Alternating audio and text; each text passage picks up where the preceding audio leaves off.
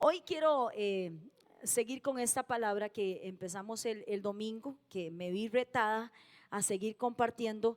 Y para ponerle en contexto a los que no vinieron el domingo, estuvimos hablando de puertas abiertas, puertas que nosotros abrimos muchas veces y que después no queremos los resultados. Y hoy Dios necesita que nos paremos y con autoridad y cerremos puertas por donde el enemigo muchas veces ha entrado porque tiene legalidad. Escuche, porque cuando usted abre una puerta que tiene que ver con el enemigo, Satanás adquiere autoridad y legalidad sobre su vida para golpearlo en sus finanzas, en sus emociones, para golpear la familia, para golpearlo de tantas maneras. Pero hoy diga conmigo en el nombre de Jesús, hoy yo cierro toda puerta, amén. Toda puerta que se abrió quizás por ignorancia o a lo mejor por insistencia o concupiscencia. Eclesiastés 10:8 dice: el que hiciere hoyo caerá en él, y al que aportillare vallado le morderá la serpiente. Todos sabemos que la serpiente representa a Satanás. Hacer hoyo, hacer vallado o aportillar vallado es abrir un espacio, es abrir una puerta, en otras palabras. Eso es lo que sucede cuando nosotros damos lugar a cosas que quizás ya Dios se había llevado, ¿sí? Porque cuando tú vienes a Cristo, Cristo te limpia, Cristo te transforma, pero de pronto te encuentras en un pasaje de tu vida o en un desierto de tu vida donde empiezas a abrir puertas, y allí es donde viene el peligro. Así que declaro en el nombre de Jesús que usted cierra toda puerta para que su generación sea protegida y sea resguardada. Diga amén. Y entonces hablábamos de que le abrimos la puerta a la falta de perdón. Y hablábamos de un hombre que de pronto fue perdonado, pero que él no quiso dar lo que había recibido. Entonces dice que lo mandaron a buscar y lo enviaron a la cárcel, al calabozo, y allí era atormentado por los verdugos. Los verdugos representan todo aquello que te golpea por causa de la falta de perdón. Un verdugo puede ser la ansiedad, la depresión, la angustia. Escúchenme. Hay mucha gente enferma porque no puede perdonar. Y la gente no se enferma solamente del alma porque no puede perdonar. La gente también se enferma en su cuerpo por no perdonar. El salmista David decía: mientras no confesé mi pecado, mi cuerpo iba decayendo por mi gemir de todo el día. O sea, David dice: yo estaba deprimido por causa de callar. Porque David a lo mejor no era que no perdonaba a Saúl o a alguien más, sino que David no se perdonaba también al mismo. Muchas veces somos presos de nosotros mismos, no nos perdonamos a nosotros mismos. Y esto le pasaba quizás a David. No sabemos cómo estaba su corazón con respecto a Saúl, y si a lo mejor no estaba muy bien, pues tenía muchos motivos. Pero David decía: mientras callé, mientras no confesé mi pecado, mi cuerpo iba decayendo por mi gemir de todo el día. Está comprobado que una persona que vive con raíces de amargura vive triste, vive amargado, y sus huesos empiezan a enfermarse. Pues de día y de noche, dice David, tu mano pesaba sobre mí. ¿Sabe por qué? Porque Dios no perdona a quien no sabe perdonar. Entonces David decía: Dios, tu mano estaba sobre mí, porque Dios no estaba de acuerdo con David como estaba manejando la situación. Dios no quería ver a David hundido en la tristeza, en la depresión. Cuando David escribe este salmo, David está diciendo: yo estaba en una profunda depresión, porque guardé en mi corazón el dolor que sentía y no lo expuse delante de Dios. ¿Alguien está conmigo? Hoy quiero ser muy clara, porque muchas personas dicen: no, yo no siento nada, ya yo perdoné. Pero escúcheme, perdonar no es olvidar. Hay mucha gente que dice, es que perdonar es olvidar. No, perdonar es recordar sin dolor.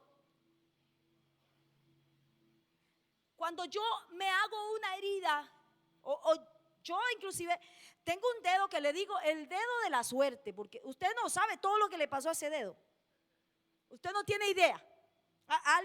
Yo sé que a muchos les ha pasado, pero de niña me lo majé con un carro, me lo corté con un cuchillo, y el pobre, como en aquellos tiempos a uno no lo llevaban al hospital a que lo cosieran, entonces él sanó como pudo.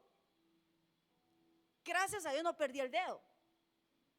Pero yo miro la herida, y si alguien me pregunta ¿cómo te lastimaste ese dedo? Yo recuerdo exactamente, yo tenía 8 años, y yo recuerdo exactamente cómo yo me lastimé. Puedo ver la herida, puedo recordar el suceso, pero cuando presiono no me duele. Hay algunos que dicen, no, ya yo perdoné, pero tú les haces así. ¿Sabe por qué andan a la defensiva? Porque en realidad no han perdonado. Cuando alguien crea una caparazón y dice, no, es que yo no voy a permitir que me vuelvan a herir, es porque todavía estás herido. Cuando tú dices que no quieres acercarte a la gente, no quieres tener más amigos, es porque sigues herido. Cuando tú sanas, vas a recordar lo que te hicieron, pero no te va a doler. Esa es la señal cuando realmente estamos sanos. Y David decía, esta versión me gustó, dice, como flor marchita, dice David, por el calor del verano, así me sentía de caer. Pero, escuche, pero te confesé sin reservas mi pecado y mi maldad. Decidí confesarte mis pecados y tú, Señor, los perdonaste. ¿Cuándo David pudo recibir perdón? Cuando David perdonó y se perdonó a sí mismo. Dios me hablaba y me decía, hay muchos que se están muriendo porque cargan heridas y falta de perdón dentro de sus corazones.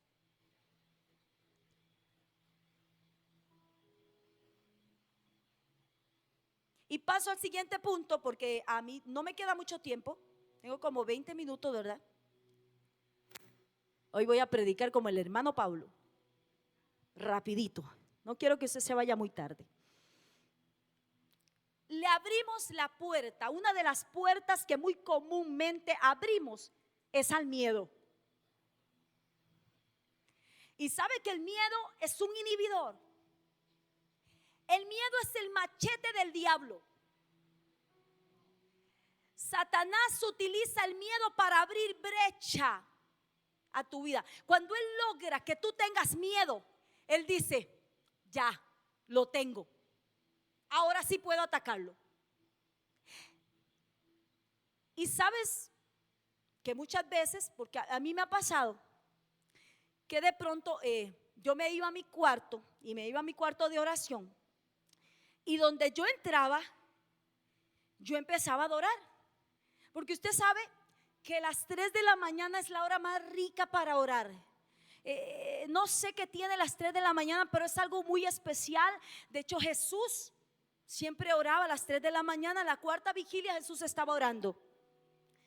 Y entonces uno de esos días que me levanto a las 3 de la mañana, entro a mi cuarto y empiezo a adorar y empiezo a decirle, aquí estoy, soy tu hija. Yo le digo, Señor, a esta hora no quiero enviarle mensajes a nadie, porque es la hora más rica para decirte que te amo y que te necesito. Y yo empiezo a adorar. Y esto no me ha pasado una vez, me ha pasado muchas veces. Y de pronto yo empiezo a sentir un frío. Y usted dice, yo vengo aquí a sentir la presencia de Dios. Pero escuche, a las 3 de la mañana es una de las horas donde el mundo espiritual está muy activo. Y así como los ángeles se están moviendo, los demonios también. Yo no sé si me van a entender lo que les voy a contar, porque son experiencias espirituales. Pero de pronto yo empiezo a sentir un frío que me cae desde la cabeza hasta los pies, y yo sé que algo anda por ahí. Ese frío de la cabeza hasta los pies es el espíritu de temor. Y cuando yo siento eso, inmediatamente le digo: ¿sabe qué? Yo estoy aquí para adorar a Dios, así que se va de este cuarto, porque usted aquí no tiene nada que hacer. Inmediatamente yo siento cómo se va y la presencia de Dios viene. Pero muchas veces le abrimos la puerta al temor, y el temor nos paraliza. Y algunos dicen: no, mejor ni me levanto a orar, porque... Y el temor te detiene. San Mateo 14:25 dice: a la madrugada Jesús fue hacia ellos caminando sobre el mar, después de haber estado en la montaña o en el monte orando, buscando la presencia de Dios. Él dice que viene hacia ellos.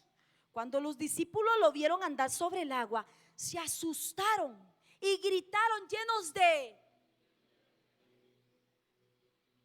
Y gritaron: es un fantasma. Estaban tan asustados. Pero Jesús les habló diciendo: calma, soy yo, no tengan. Entonces Pedro le respondió: Jesús, si eres tú, ordena que yo vaya hasta ti sobre el agua. Ven, dijo Jesús. Pedro entonces bajó de la barca y comenzó a caminar sobre el agua en dirección a Jesús. ¿Ok? Pedro estaba tratando de vencer el miedo que tenía a los otros paniqueados en la barca. Los otros estaban asustados. Es más, yo me imagino que el único que pudo hablar fue Pedro. Que yo me lo imagino diciendo: Jesús. ¿Le ha pasado alguna vez que hasta en los sueños, cuando usted se asusta, va a gritar y ni eso le sale?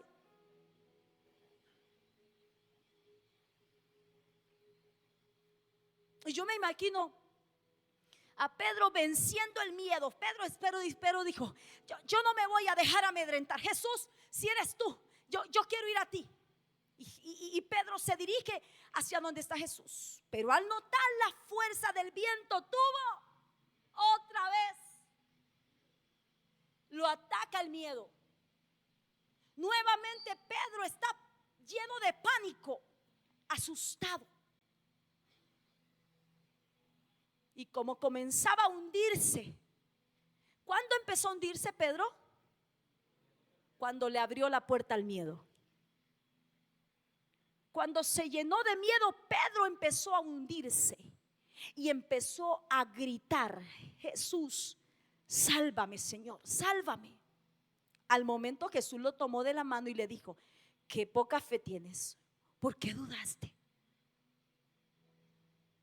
Porque el miedo lo primero que hace es golpearte la fe.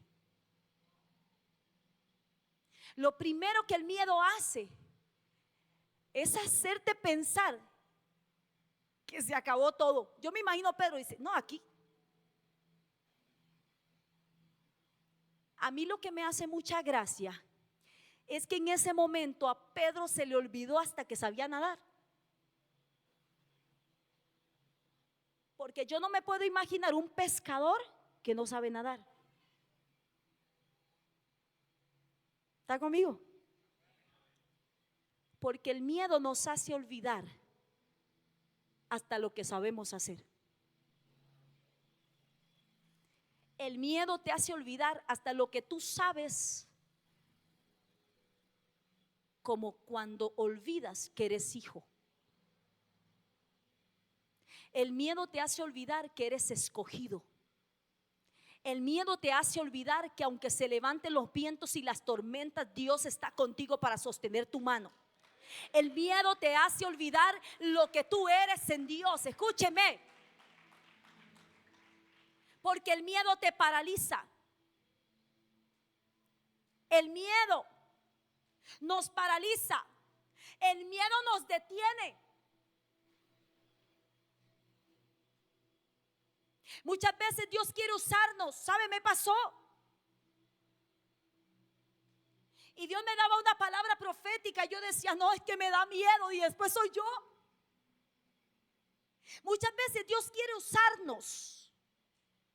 Y no somos usados por Dios porque tenemos miedo. Y Dios me dijo, ¿a qué tienes miedo? ¿A quedar mal tú? Y un día, porque usted no crea que yo a usted lo que le doy es chocolate. Sí.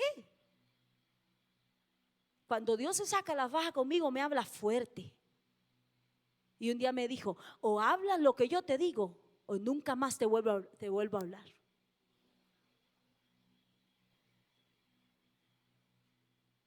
Porque cuando Moisés dijo, estoy cansado, no puedo, Dios dijo, yo tengo un Josué.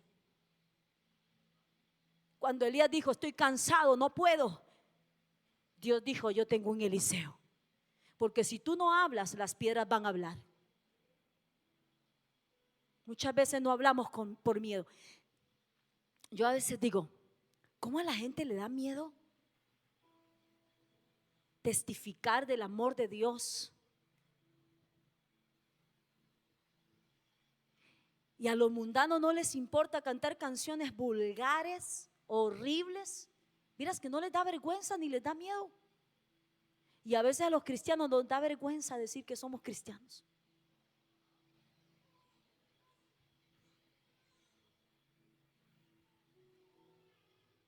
El miedo trae duda y detrás del miedo viene el ataque. No le abras la puerta al miedo. Cuando sientas que el miedo toca tu puerta, recuérdale que el amor de Dios está en ti. No te dé miedo hablarle a alguien de Cristo, porque usted no sabe si la salvación de esa persona está en tus manos. No te dé miedo hablar, porque lo único que tienes que saber es que cuando tú abras tu boca, la unción de Dios va a fluir a través de ti. Yo no sé si le estoy hablando a alguien aquí. No tengas miedo de hablarle a alguien de tu familia porque quizás se va a enojar.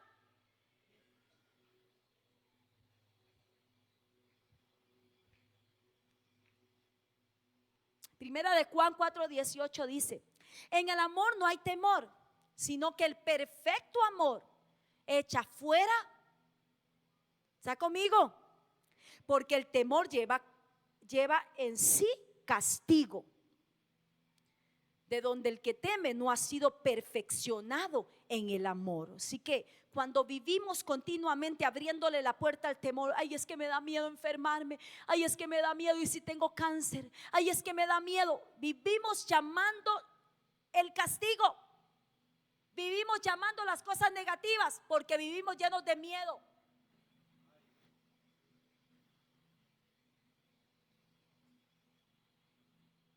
Un día Job dijo, lo que temí, ¿qué tuvo primero Job? Miedo. Y luego le vino lo que no esperaba, o lo que no quería más bien, lo que nadie quiere.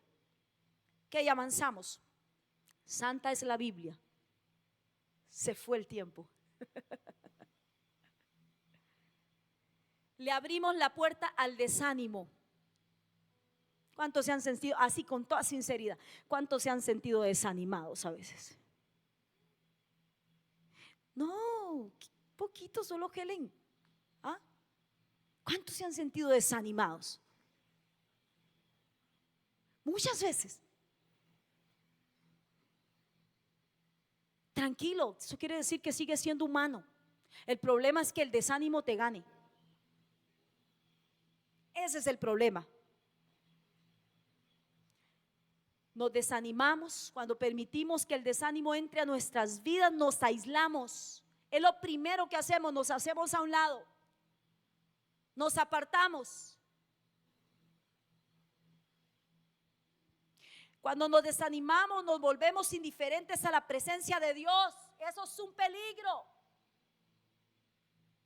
Cuando te desanimas,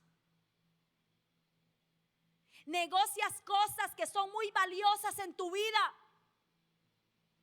y llegas a perder cosas que nunca imaginaste que ibas a dejar. Nos volvemos indiferentes a la presencia de Dios. El desánimo me hace devolverme. El desánimo me mete en una cueva. El desánimo me aleja de Dios. El desánimo me hace perder todo lo valioso que Dios me ha dado. Negociamos fácilmente la primogenitura. ¿Sabe cuál es esa primogenitura? La salvación, la transformación que Dios ha hecho en nosotros. El perdón de los pecados. Todo eso lo olvidamos cuando nos desanimamos. Empezamos a hablar como personas negativas. Todo es no, todo es no. Si se desmayan, no vuelven en sí, vuelven en no. Yo le voy a decir algo: cuando usted ve a alguien que está desanimado, mejor no se le arrime mucho. Porque hay gente que está desanimada, que desanima a todo el que se le arrime.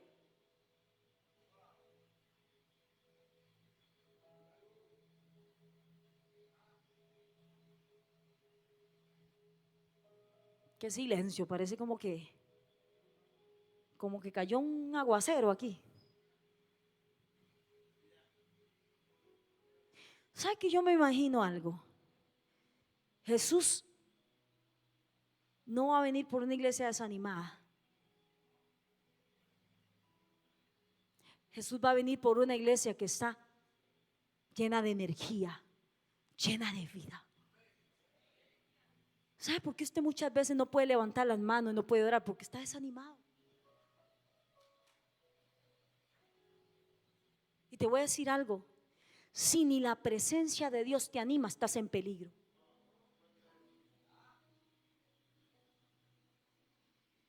Cuando estamos desanimados, la adoración es mediocre.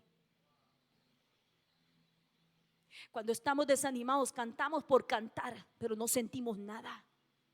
Y es cuando nos vamos y decimos: en esa iglesia no está la presencia de Dios. No, el problema es usted que anda desanimado.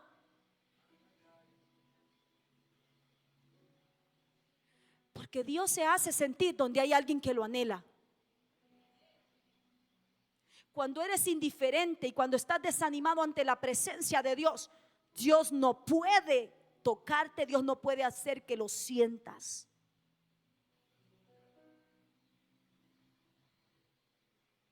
Hoy se va en el nombre de Jesús todo desánimo.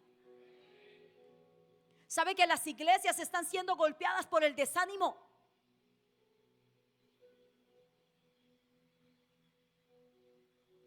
Vemos tantas cosas, tantas prédicas, tanta cosa en internet, que ya no sabemos ni en qué creer.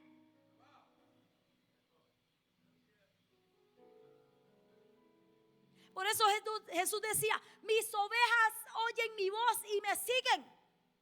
Las ovejas escuchan la voz del pastor.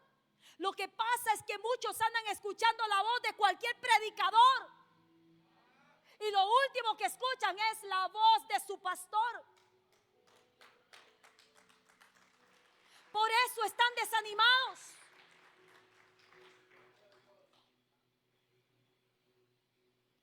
Un desanimado todo lo abandona, todo lo cuestiona.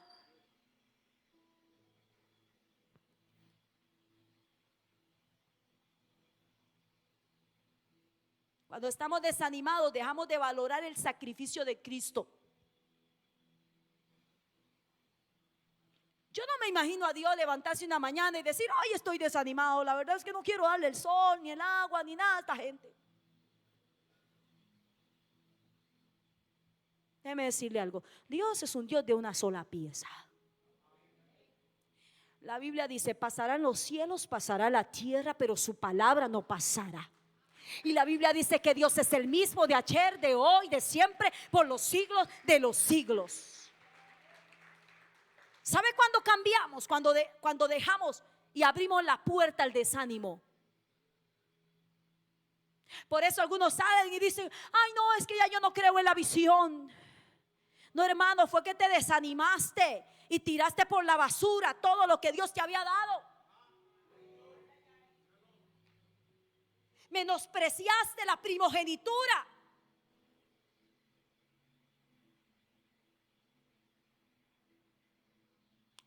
deje, nunca permita. ¿Sabe? Hay gente que dice: pastora, jamás, yo aquí estoy con usted hasta el fin, hasta que Cristo venga. Es más, yo me voy detrás de usted. Y de pronto usted lo ve que se van de la iglesia, nada más dicen adiós y te bloquean. Te bloquean. Te bloquean. Porque ya no quieren escuchar tu voz. ¿Sabe qué pasó? Le abrieron la puerta al desánimo. Y todo lo que viene detrás del desánimo es destrucción.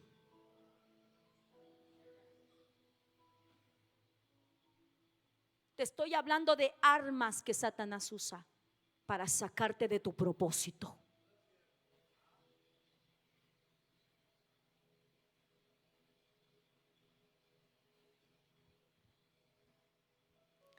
En Génesis 25-29, un caso muy claro. Y guisó Jacob un potaje, y volviendo Esaú del campo cansado. ¿Cómo estaba? Cansado. Porque el peor enemigo de la unción de tu propósito es el cansancio. Y dijo Jacob: te ruego que me des a comer de ese guiso rojo.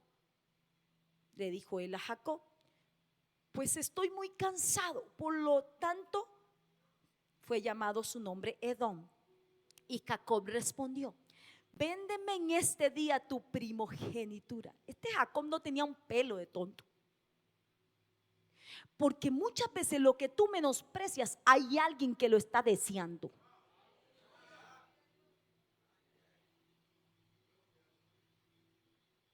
Wow. Que el Espíritu Santo a veces me sopla unas cosas. ¿Sabe que la tercera parte de los ángeles que cayeron del cielo ya no tienen esperanza? Y se dedican a hacer maldades, porque ellos no podrán tener nunca más la oportunidad que tú tienes hoy.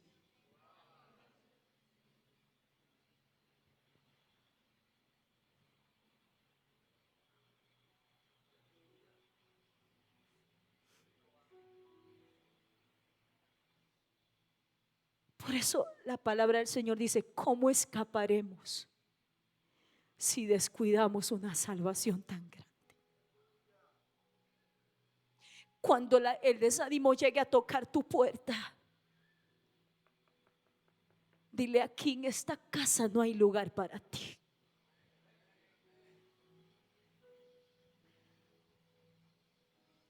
Porque el desánimo es como un aeropuerto. Ahí aterrizan toda clase de aviones, pero hay un radar que dice: usted no aterriza, y usted no aterriza.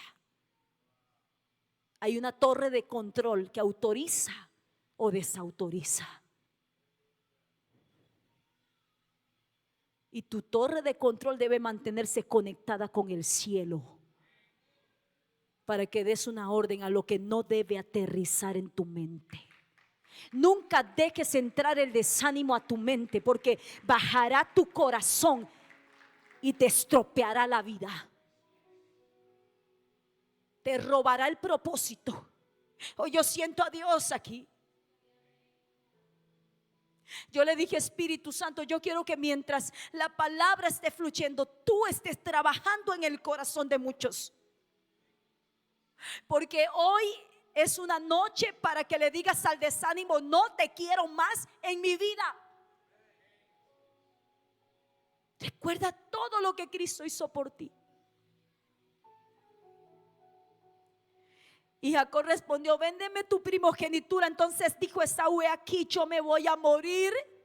Porque cuando estás desanimado piensas que todo se acabó, por eso negocias. Ojo, el desánimo es peligroso. De todas formas me voy a morir. Decía Jacob, decía Esaú: de todas formas me voy a morir. ¿Qué más da?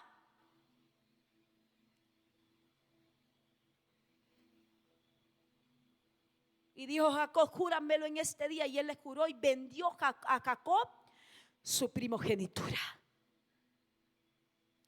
Dice Apocalipsis, retén lo que tienes para que ninguno tome tu corona. Guárdalo como un tesoro.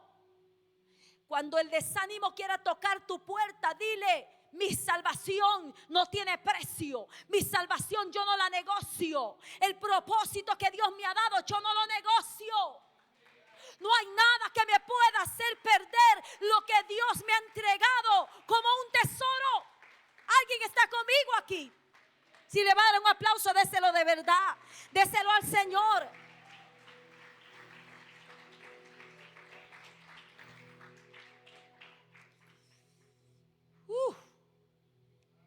Y voy a tener que cerrar. Y me quedaban como 3 puntos más.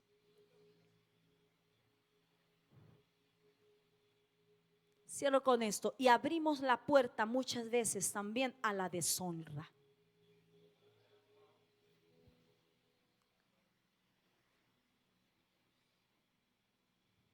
Dios habló. ¿Quién? Dios. Le dijo a Elí: por lo tanto, el Señor, el Dios de Israel, que había dicho tú y tu familia le servirán por siempre, ahora declara: jamás permitiré tal cosa, sino que honraré a los que me honran. Y los que me desprecian serán puestos en ridículo. Yo, el Señor, lo afirmo. Cuando no somos capaces de honrar, escúcheme, yo siempre lo he dicho: no pidas recoger lo que nunca sembraste. Cuando no eres capaz de honrar a alguien, no esperes que a ti te honren. Porque esto no es un simple versículo, esto es un principio. Y cuando aprendes a honrar a Dios, Dios te va a honrar en todo lo que hagas. Cuando aprendes a honrar a tus autoridades, Dios honrará todo lo que haga, porque las autoridades fueron puestas por Dios. Dios honra a los que le honran. Proverbios 18:3: con la maldad viene la vergüenza y con el orgullo la deshonra. ¿Sabe a quiénes les cuesta honrar? A los que son orgullosos de corazón. El orgullo te hace ser una persona que deshonra. Y cuando tú siembras, eso es lo que vas a recoger. Elí fue un alcahuete con sus hijos. Elí deshonró la presencia de Dios que habitaba en el altar. Elí dejó que sus hijos hicieran lo que quisieran en el altar, y eso deshonró la presencia de Dios. Y Dios le había dicho a Elí: tú y tu familia me servirán. Pero cuando Dios vio la deshonra que Elí había permitido, Dios revocó la palabra. No dejes que se pierda tu honra por causa de tu deshonra. Dios necesita ver en ti un corazón que sabe honrar, no solamente su presencia.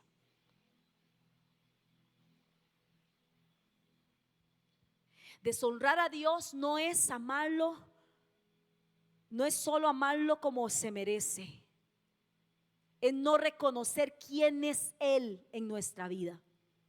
Cuando me avergüenzo al hablar de Dios, lo deshonro. Cuando me avergüenzo de ser cristiano, lo deshonro. Cuando como hijo de Dios doy mal testimonio, lo deshonro. La deshonra siempre traerá deshonra. Escuche esto, porque esto el Espíritu Santo me lo dijo fuerte. Cuando yo deshonro a Dios, Él no está obligado a honrar lo que hago. Diga ay. Pues yo también dije ay.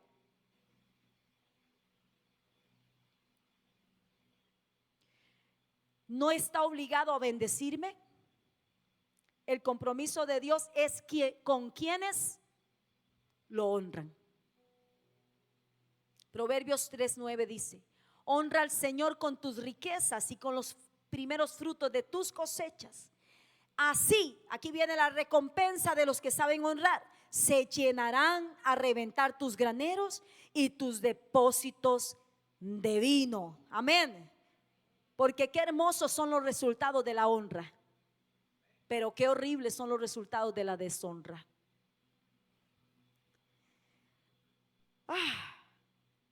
Muchas veces le abrimos la puerta al mundo en nuestra casa.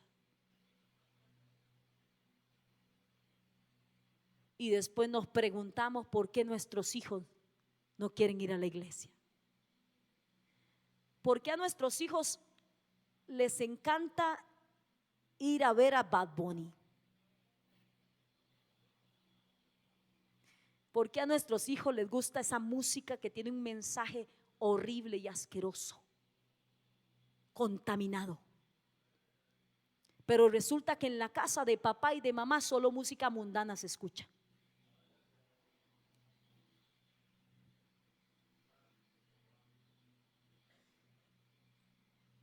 Sí, porque hay gente que apenas deja de ir a la iglesia, 2, 3 cultos, solo música mundana escuchan. Y déjeme decirle algo, el problema no fue porque te apartaste de Dios, el problema es que eso siempre estuvo en tu corazón. Y Dios necesita que renovemos el corazón. Primera de Juan 2:15 dice: no amen al mundo ni lo que hay en el mundo. Si alguno ama al mundo, no ama al Padre. Esto es radical. Dios es radical. O somos, cerremos la puerta al mundo y abramosla a Dios. Jesús dijo en Apocalipsis 3:20, la palabra del Señor dice en Apocalipsis 3:20: he aquí, yo estoy a la puerta y llamo. Y muchas veces pensamos que Dios le está hablando a la gente de afuera. No, Dios le estaba hablando a una iglesia. Si alguno oye mi voz y abre la puerta, entraré a él, cenaré con él y él conmigo. Esta es una noche para cerrar las puertas que como hijos de Dios hemos abierto. Escúcheme, puertas que no traerán bendición a nuestra vida. Es tiempo de cerrar las puertas y abrírselas a Dios.